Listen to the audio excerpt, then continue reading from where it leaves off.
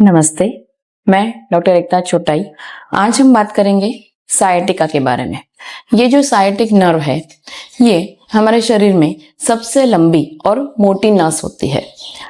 ये नर्व हमारे पीठ के निचले हिस्से से शुरू होकर हमारे दोनों हिप्स, दोनों थाइज यानी जांग, दोनों लेग्स यानी हमारे टांगों से होते हुए हमारे पैरों तक यानी फीट तक जाती है।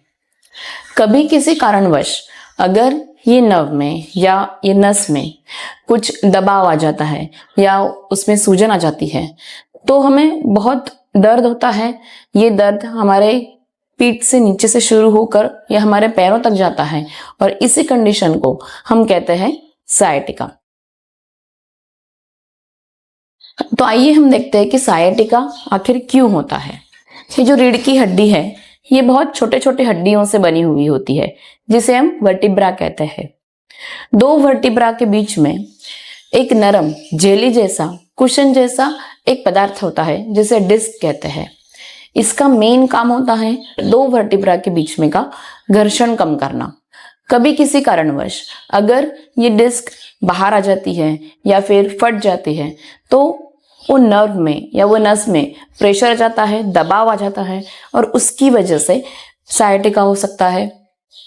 बढ़ती उम्र के साथ वर्टिब्रास घिस जाते हैं, जिसे हम डिजनरेशन बोलते हैं, और उसकी वजह से भी जो डिस्क होती है वो कभी भी बाहर आ जाती है या कभी कभी सायटिका नर्व में सूजन आ जाती है, उस वजह से भी सायटिका हो सकता है।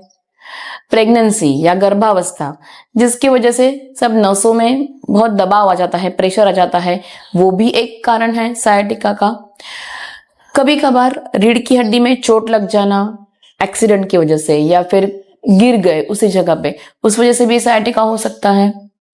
पीठ के निचले हिस्से में या फिर रीढ़ की हड्डी में गठान जैसा आ जाना या ट्यूमर होना, उसकी वजह से भी नर्व पे प्रेशर आ जाता है, ये भी एक कारण है सायटिका होने का।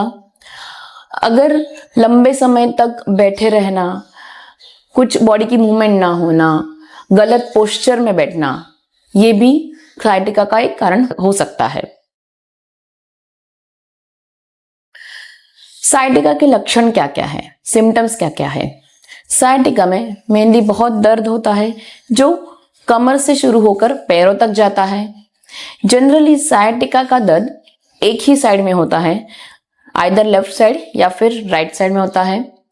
पैरों में बहुत झुंझुनाटी होना, कभी कभी पैर सुन्न पड़ जाना या फिर चलने में, बैठने में, स्टेप्स चढ़ने में दिक्कत होना, पैरों की मांसपेशियां कमजोर हो जाना जिसकी वजह से कुछ भी मूवमेंट करने में आपको असहजता महसूस होती है, ये सब सायटिका के ही सिम्टम्स हैं।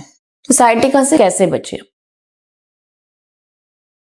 अगर आपका काम बैठा है यानी आपका काम ऐसा है जिसमें कंटिन्यूस आपको बैठना है तो बीच बीच में 5 या 10 मिनट के लिए थोड़ा सा वॉकिंग कर लीजिए या थोड़ा सा स्ट्रेचिंग कर लीजिए।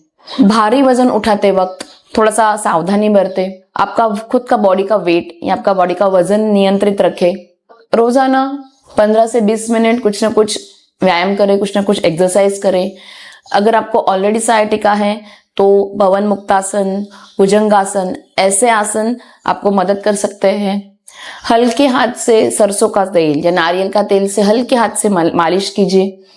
होम्योपैथी में भी काफी दवाइयां हैं जैसे रस्टॉक्स, रूता, कोलोसिंथ, हाइपरिकम, जो सायटिका में बहुत मदद कर सकती है। होम्योपैथिक दवाइयां आप अपने होम्योपैथिक डॉक्टर को कंसल्ट करने के बाद ही लीजिए। अगर आपको बहुत ज्यादा झुंझुनाटी हो रही है, बहुत ज्यादा दर्द हो रहा है तो प्लीज अपने डॉक्टर से कंसल्ट कीजिए। हमसे कंसल्ट करने के लिए आप हमारी वेबसाइट www.chenicorhomeopathy.com पर भी विजिट कर सकते हैं।